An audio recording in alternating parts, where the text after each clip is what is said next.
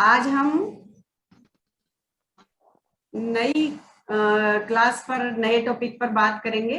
जैसा कि आपको पता है कि सामाजिक और धार्मिक सुधार आंदोलन बड़ा महत्वपूर्ण विषय है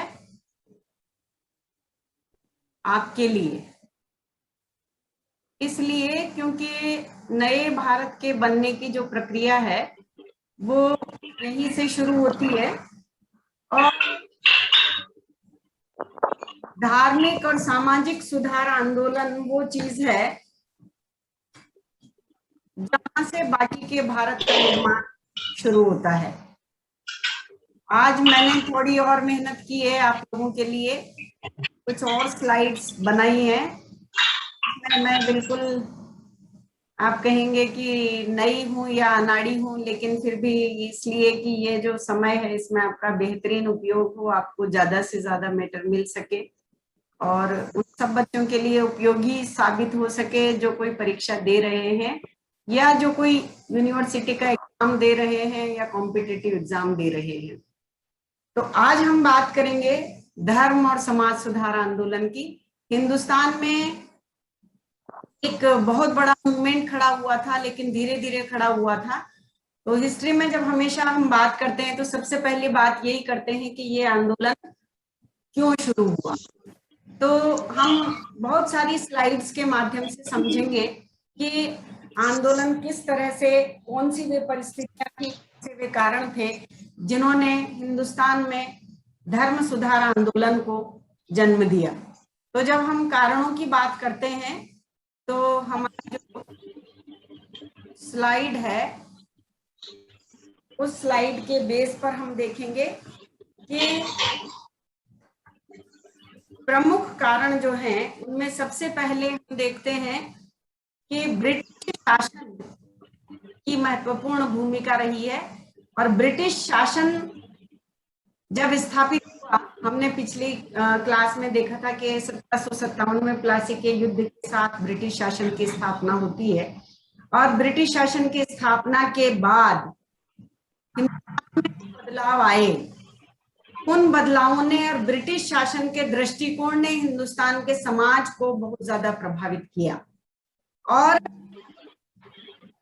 इसने, ब्रिटिश शासन ने जो बदलाव लाए, प्रशासन में बदलाव हुए, सामाजिक व्यवस्था में भी उन्होंने हस्तक्षेप किया, बदलाव किए और उनका दृष्टिकोण जो था, हमें देखने का जो उनका दृष्टिकोण था उससे भी प्रभाव था। यातायात के, संचार के साधन आए, उसका प्रभाव पड़ा, न्याय व्यवस्था बदली और इन सब बदलावों से कहीं ना कहीं भारतीयों को यह सोचने के लिए विवश होना पड़ा कि जिस व्यवस्था में वे रह रहे हैं और जो बदलाव अंग्रेज ला रहे हैं उसमें बहुत बड़ा फर्क है और उस फर्क को हमें बांटना चाहिए।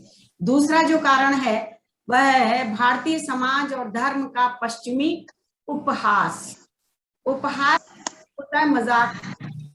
अंग्रेजों ने, ईसाई मिशनरियों ने और जितने भी प्रशासक यहाँ आए, उन्होंने ये कहा कि तुम्हारे धर्म में कुछ नहीं है, तुम्हारा समाज कई सारी बुराइयों से युक्त है और उसका जो मजाक उड़ाया। और मजाक उड़ाने से जो आदमी है, जो इंसल्ट करता है, वो इंसल्ट हिंदुस्तान के समाज ने महसूस की और फिर उसने ये सोचना शुरू किया कि क्या हम ऐसे ही हैं। इसीलिए हम सामाजिक सुधार आंदोलन को पुनर्जागरण भी कहते हैं। कई लोग कहते हैं हिंदुस्तान का सामाजिक और धार्मिक पुनर्जागरण, यानी कि फिर से जागना।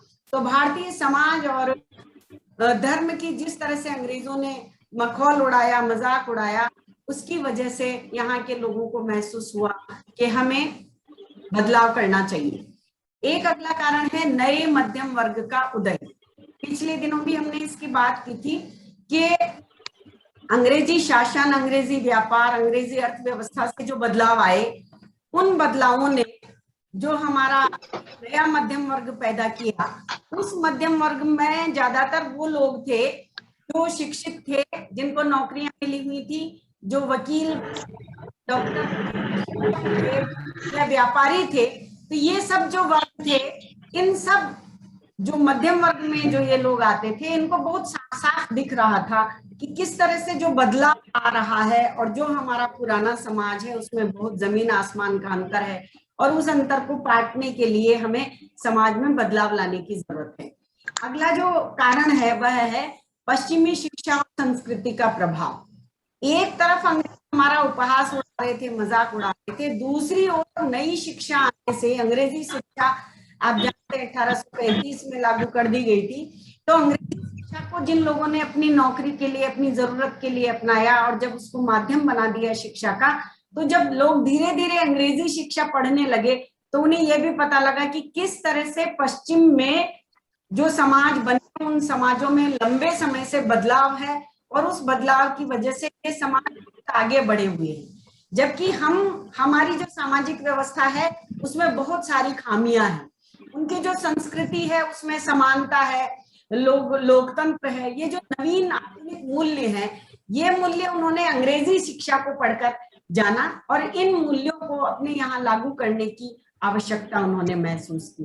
तो ये कुछ प्रमुख कारण हैं जिनसे हम मानते हैं जो जिम्मेदार हैं कि हिंदुस्तान में सामाजिक और धार्मिक सुधार आंदोलन की जरूरत महसूस हुई और उनको आगे बढ़ाने में महत्वपूर्ण भूमिका रही। अब जो दूसरी बड़ी बात है जहां से हम शुरू करेंगे, स्लाइड्स हैं, बहुत लंबा चौड़ा टॉपिक है, इसलिए मैं थोड़ा स्पीड में इसको बात करने की कोशिश करूंगी। अब वो कौन कौन से प्रमुख विचारक हैं, समाज सुधारक हैं जिन्होंने हिंदुस्तान में समाज सुधार के आंदोलन को गति दी? तो सबसे पहले आप लोग जानते हैं राजा राम मोहन राय का बहुत बड़ा नाम है। राजा राम मोहन राय को आप सब जानते हैं कि आधुनिक भारत का जनक भी कहा जाता है, पिता भी कहा जाता है। इनको क्यों आधुनिक भारत का जनक कहा जाता है और इनके वैचारिक और इनके क्या काम थे जिन्होंने हिंदुस्तान के धार्मिक और सामाजिक सुधार आंदोलन को गति दी? में जो प्रमुख बातें हैं उनका हम यहाँ जिक्र करेंगे। ये इनका जो दृष्टिकोण था वो पुराने भारत से हटकर वैज्ञानिक दृष्टिकोण था, आधुनिक दृष्टिकोण था, और ये नए भारत में एक बड़ी बात थी कि सामाजिक समानता में इनका विश्वास था। और वेदांत यानी उपनिषद जो वेदों के अंत में लिखे गए, बहुत ज्यादा रैशनल थे, जिनमें ज्ञान की बात कही गई थी, विज्ञान के आधार पर, तर्क के आधार पर थे, उनमें इनका विश्वास था। और हिंदुस्तान में जो बहुत सारे, आप लोग जिनका म्यूट कर ले प्लीज, कुछ किसी का अनम्यूट है ऑडियो, उसको म्यूट कर लें ताकि ये अपना फोटो क्यों आ रहा है? Video calling online live.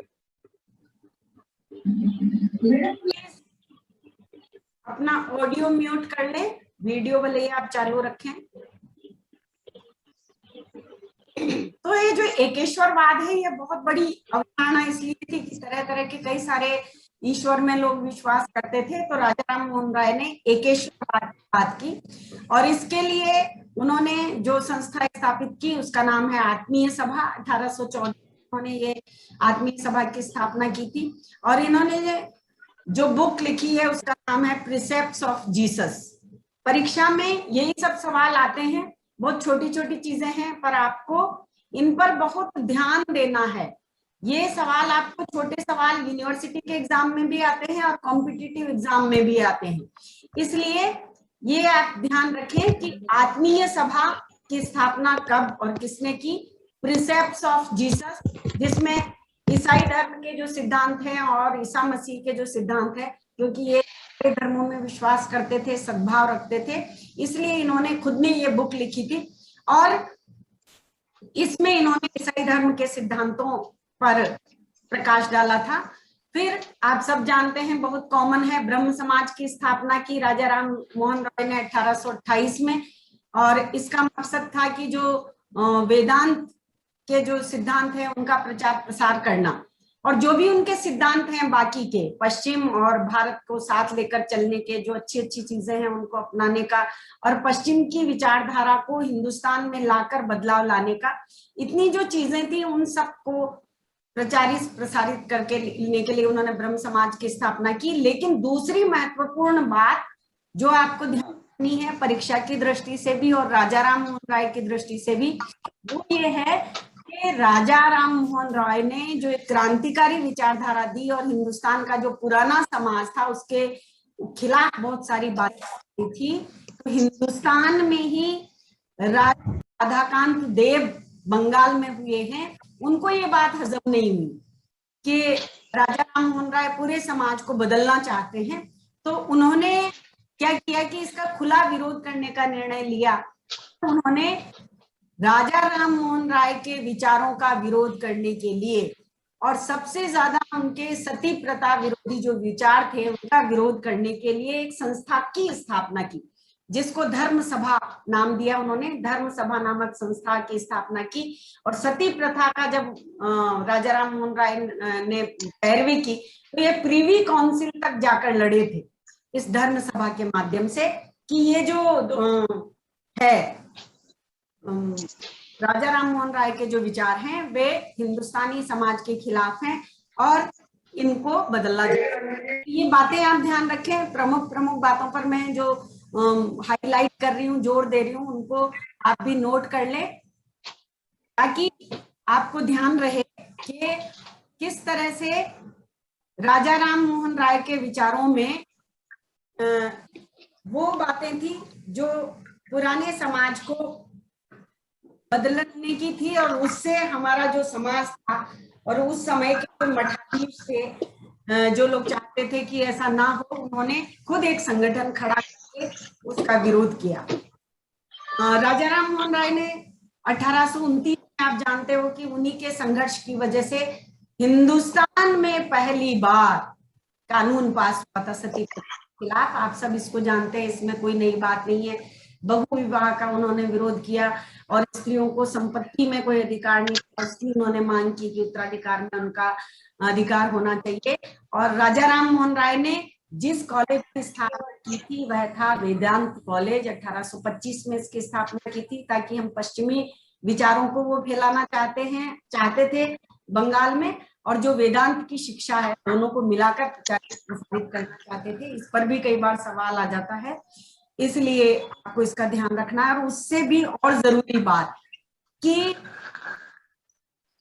राजा राम मोहन राय हिंदुस्तान में पत्रकारिता के भी अग्रदूत थे और उन्होंने जो 2 अखबार निकाले जिन पर सवाल पूछा जा सकता है वह है संवाद कौमुदी और अखबार। तो जो राजा राम मोहन राय बहुत बड़े अंतरराष्ट्रवादी भी थे, इस दृष्टि से भी उनका बहुत ज्यादा महत्व है आधुनिक भारत के निर्माण में। और राजा राम मोहन राय ने ये जो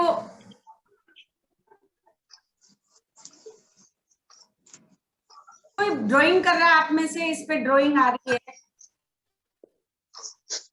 प्लीज आप अपने आप को म्यूट कर दें और आपका वीडियो बंद कर दें। अगर मैं यहाँ से बंद कर दूंगी तो फिर आपको दिक्कत होगी, इसलिए मैं आपकी सुविधा के लिए हमेशा खुला रखती हूँ, ऑडियो भी वीडियो भी। इसलिए आप अपने आप को म्यूट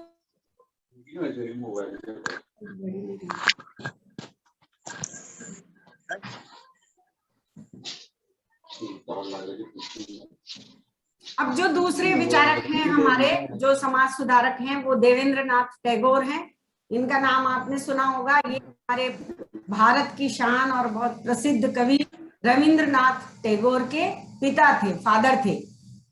इनका जो बड़ा कंट्रीब्यूशन है जिस पर सवाल, इन्होंने 1839 में तत्व बोधिनी सभा की स्थापना की थी और इन्होंने तत्व बोधिनी पत्रिका भी निकाली थी। ये जो तत्व बोधिनी सभा थी, इसको स्थापित करने का लक्ष्य था कि भारतीयों में वैज्ञानिक दृष्टिकोण से जो हमारा अतीत है, जो इतिहास है हमारा, अध्ययन करने की प्रवृत्ति विकसित हो। अभी तक हम जो कुछ जानते थे, कहानी किस्सों के बारे में जानते थे, बढ़ा चढ़ाकर कहते थे, तो उसको रोककर वैज्ञानिक दृष्टि से हमारा इतिहास हम जाने, अतीत हम जाने, इसके लिए तत्व बोधिनी सभा की उन्होंने स्थापना की थी और बहुत सारे इंडियन लिटरेचर का उन्होंने इस दृष्टि से ट्रांसलेशन भी किया था। तत्वबोधिनी सभा का उपयोग उन्होंने राजा राम के जो विचार थे, राजा राम मोहन राय के, उनका प्रचार करने के भी किया। और वे राजा राम मोहन राय के का जो ब्रह्म समाज था उसके विचारों को प्रचार प्रसारित करने भी उन्होंने योगदान दिया, और ब्रह्म समाज के भी वे सदस्य बने। और उन्होंने जब ब्रह्म समाज के काम को हाथ में लिया, आगे चलकर केशव चंद्र सेन भी ब्रह्म समाज में शामिल हो गए 1858 में। और केशव चंद्र सेन का बड़ा योगदान ये है कि उन्होंने बंगाल से बाहर जाकर हिंदुस्तान के दूसरे भागों में भी ब्रह्म समाज के विचारों का प्रचार प्रसार किया। अब दूसरी जो बड़ी बात हमको ध्यान रखनी है, परीक्षा की दृष्टि से भी, याद रखने की दृष्टि से और यूनिवर्सिटी के एग्जाम लिखने की दृष्टि से भी, वो ये है कि देवेंद्रनाथ टैगोर और केशव चंद्र सेन में आपस में विवाद हो गया। विवाद इस बात को लेकर था कि केशव चंद्र सेन सभी धर्मों में विश्वास करते थे और सभी धर्मों के सिद्धांतों का प्रचार प्रसार करना चाहते थे, और ये विचार, ये मतभेद इनका इतना ज्यादा बढ़ा कि केशव चंद्र सेन को बाहर होना पड़ा ब्रह्म समाज से। इसलिए केशव चंद्र सेन ने 1866 में भारतीय ब्रह्म समाज की स्थापना की। आपको जो याद रखना है वो ये याद रखना है कि राजा राम मोहन रॉय ने ब्रह्म समाज की स्थापना की थी।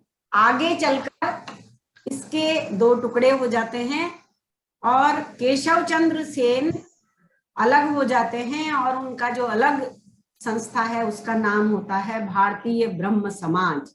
और देवेंद्रनाथ टैगोर पुरानी संस्था में रहते हैं, इसलिए उनकी संस्था का नाम हो जाता है आदि ब्रह्म समाज।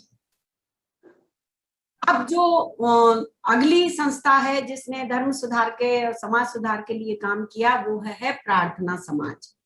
प्रार्थना समाज की स्थापना मुंबई में 1867 में आत्माराम पांडुरंग ने की थी। आपको सारी संस्थाओं के संस्थापकों के नाम याद रखने हैं। और अब हम आ रहे हैं पश्चिमी भारत की तरफ, और ये जो आत्माराम पांडुरंग की संस्था थी प्रार्थना समाज, इसके लिए बड़ी बात यह है कि महाराष्ट्र के बहुत सारे लोग इस संस्था से जुड़े। 1879 में महादेव गोविंद रानाडे, जो जिनका बहुत बड़ा नाम है भारतीय समाज के सुधार में, वो जुड़े। इसके बाद डीडी दोंदू केशव कर्वे का नाम आपने सुना होगा, वे जुड़े। विष्णु शास्त्री जुड़े, आरजी भंडारकर जुड़े। और इन सबके जुड़ने से प्रार्थना समाज महाराष्ट्र में एक आंदोलन के रूप में बदल गया।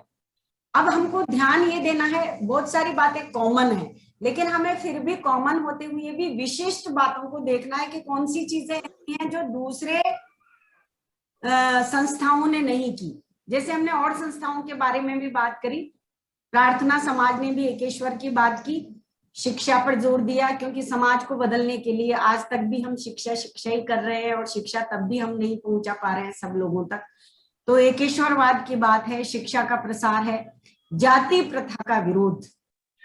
अब हमारे समाज शास्त्री, समाज सुधारक जाति प्रथा को समाज के लिए बड़ा घातक समझकर उसका विरोध करने लगे थे। स्त्री शिक्षा की बात है, विधवा पुनर्विवाह की बात है।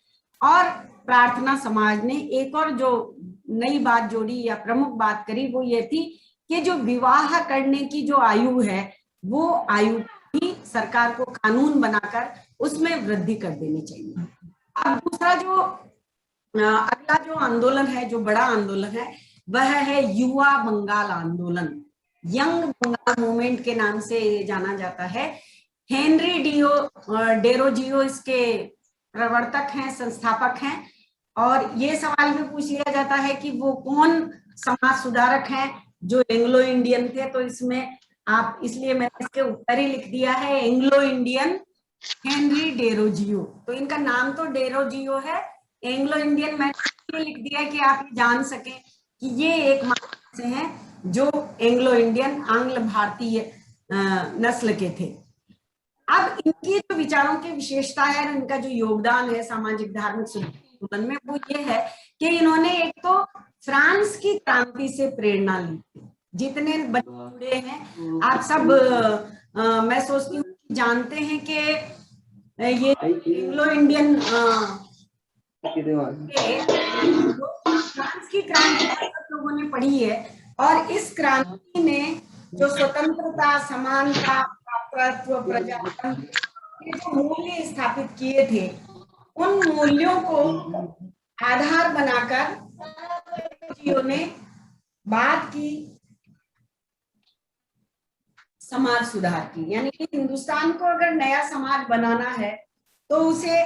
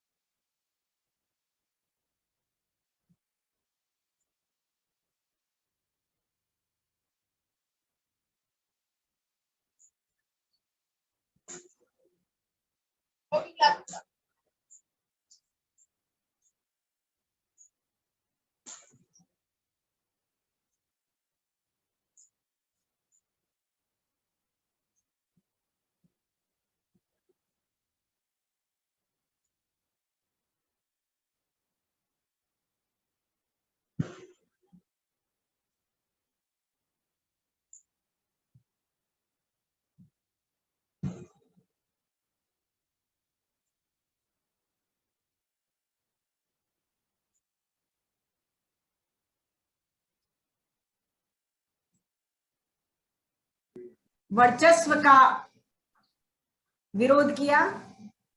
मैसेज कर दो रघुवीर, क्या कह रहे हो, क्योंकि यहाँ अच्छा चैट है बहुत सारा। अनम्यूट ही नहीं हो रही हूँ मैं। आवाज आ रही है मेरी? आप रिस्पॉन्स करें बच्चों, आवाज आ रही है कि नहीं आ रही है?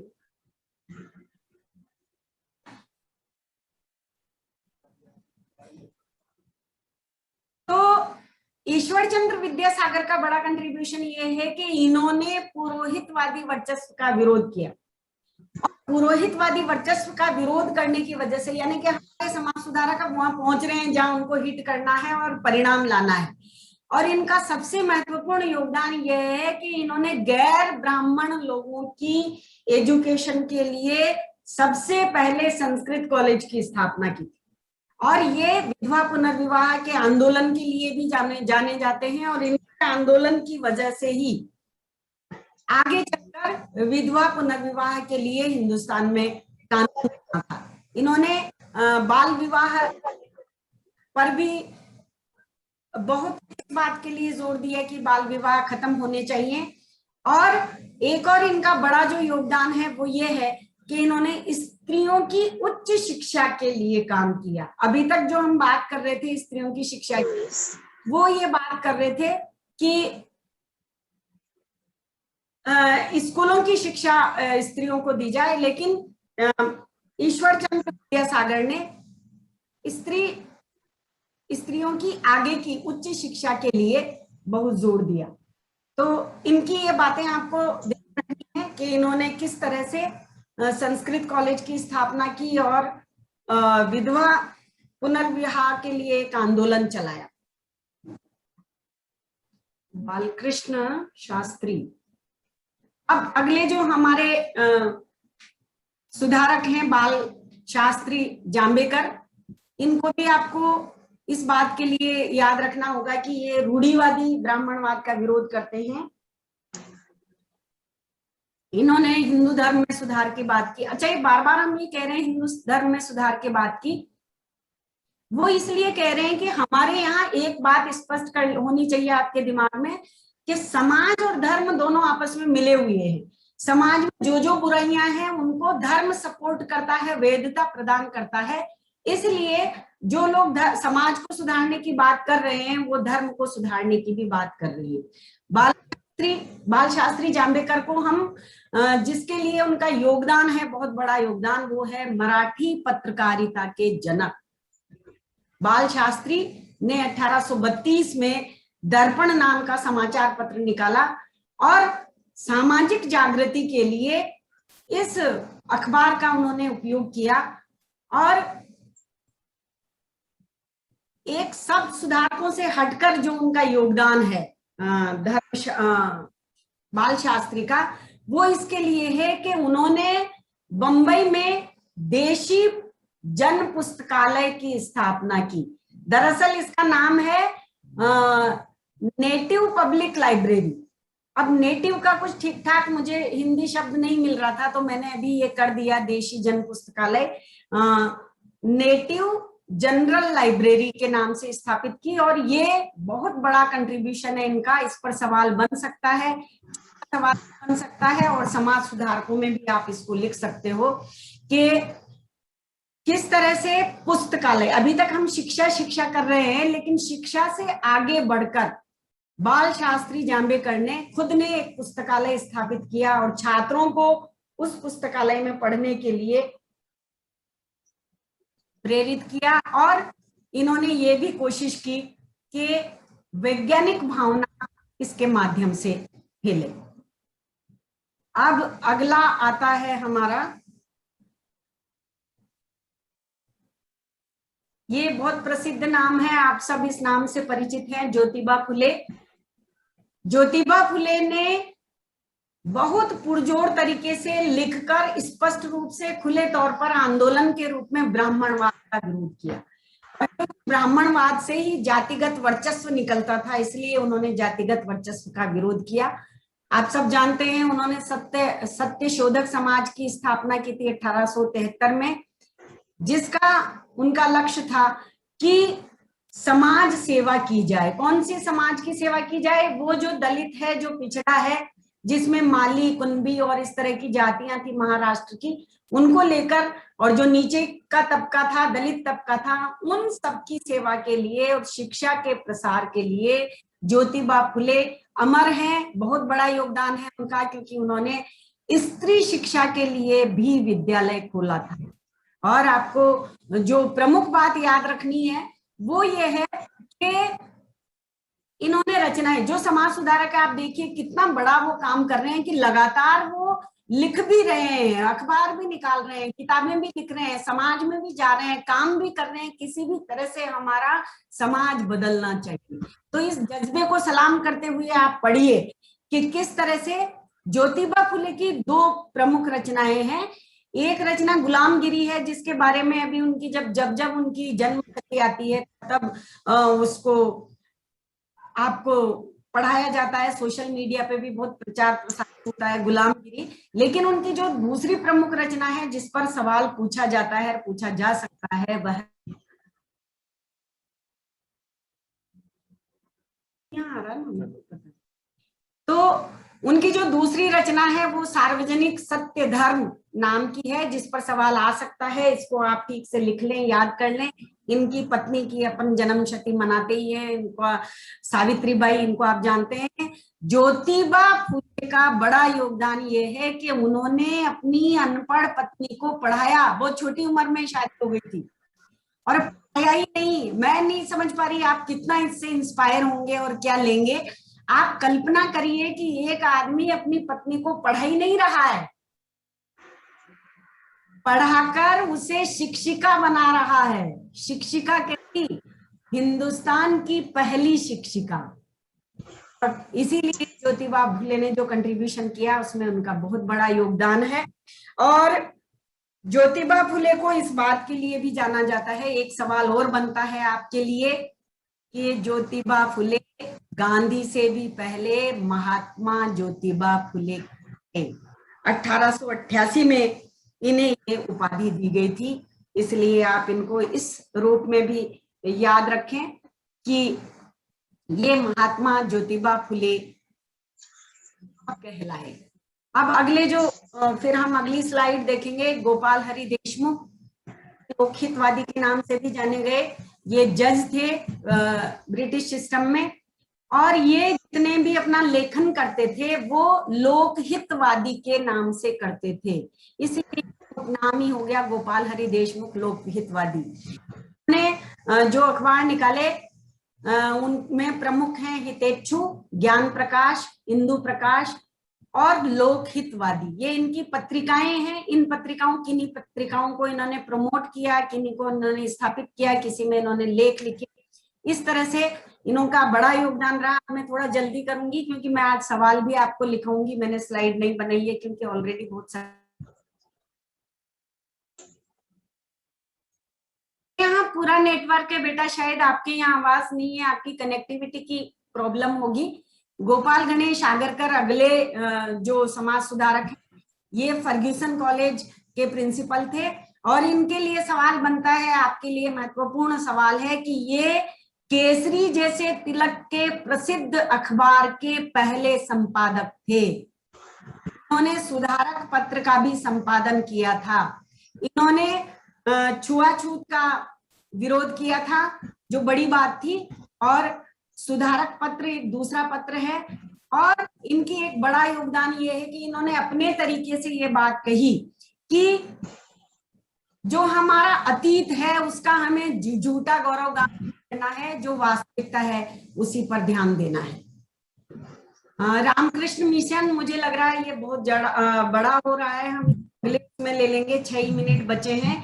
अगर आप चाहें तो हम एक और इस पर लेक्चर रख लें। आपकी अगर सहमति हो तो आप जल्दी बताइए, क्योंकि अभी बहुत सारा छूटा इसमें है, बहुत सारा छूटा हुआ है। आप चैट में डालें प्लीज, एक और लेक्चर रखना है इस पे या नहीं। पवन, आपको आवाज इसलिए नहीं आ रही है क्योंकि आपकी कनेक्टिविटी की प्रॉब्लम होगी। ओके ओके ओके, क्योंकि 5-6 मिनट हमारे पास बचे हैं, टाइम रन कर रहा है। तो मैं इसके सवाल अभी लिखवा देती हूँ। रामकृष्ण मिशन और बाकी का जो बचा है वो अपन दूसरे लेक्चर में ले लेंगे। अब आप सवाल लिख लीजिए, इसको हटा दो। अब आप जल्दी जल्दी अपने सवाल लिखिए बच्चों। Okay, ready? कुछ बहुत आसान भी है, कुछ के लिए दिमाग की आपको करनी पड़ेगी। पहला सवाल लिखिए, आधुनिक भारत का जनक किसे कहा जाता है? आधुनिक भारत का जनक किसे कहा जाता है? प्रीसेप्ट्स ऑफ जीसस का लेखक कौन है? Precepts of Jesus. अगला है, यंग बंगाल आंदोलन किसने चलाया था? यंग बंगाल आंदोलन का जनक कौन था या किसने चलाया था? नेक्स्ट है, गैर ब्राह्मणों के लिए संस्कृत कॉलेज किसने स्थापित किया था? गैर ब्राह्मणों के लिए संस्कृत कॉलेज किसने स्थापित किया था? अगर आप नहीं देख पा रहे हैं तो आप बाद में वीडियो सुन के भी नोट कर सकते हैं। और बहुत महत्वपूर्ण सवाल जिसमें आपको होमवर्क करना है, ज्योतिबा फुले को महात्मा की उपाधि किसने दी थी? कब दी थी ये आपने देखा, किसने दी थी? आप मगज पट्टी करो। लोक हितवादी किसे कहा जाता है? केसरी के प्रथम संपादक का नाम बताइए। अतीत के छद्म गौरव गान का विरोध किसने किया?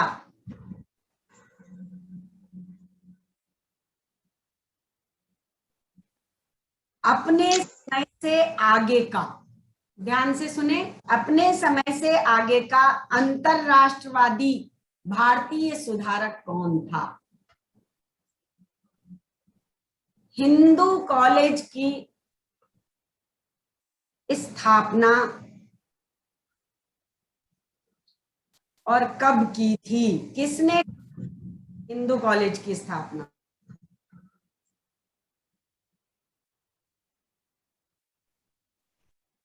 तत्वबोधिनी सभा के संस्थापक कौन थे? तत्वबोधिनी सभा। नेक्स्ट है, मराठी पत्रकारिता का जनक किसे कहा जाता है? कौन है मराठी पत्रकारिता का जनक? और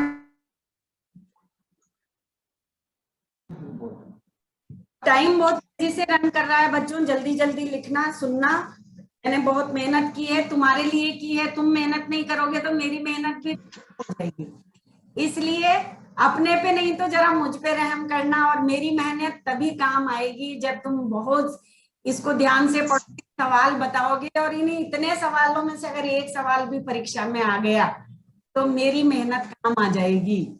तो आप, अब समय खत्म होने वाला है, एक और सवाल लिखवा देती हूँ जल्दी जल्दी। मराठी पत्रकारिता का जनक वाला लिख लिया आपने, और जो मैं आपको कह रही थी अभी लास्ट में, बंबई नेटिव जनरल लाइब्रेरी की स्थापना किसने की?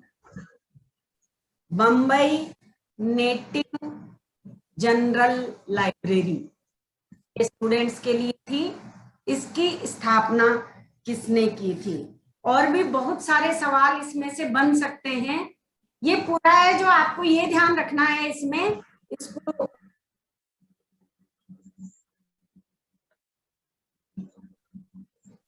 अब आपको एक बात ध्यान रखनी है कि ये जो पूरा सामाजिक और धार्मिक सुधार आंदोलन है, इसमें धर्म और समाज किस तरह से जुड़ा हुआ है, और उन बेचारे जिन्होंने हमारे लिए इतनी मेहनत की हमारे समाज को बदलने के लिए, तब भी आप देख रहे हो कि हम ज्यादा नहीं बदले हैं।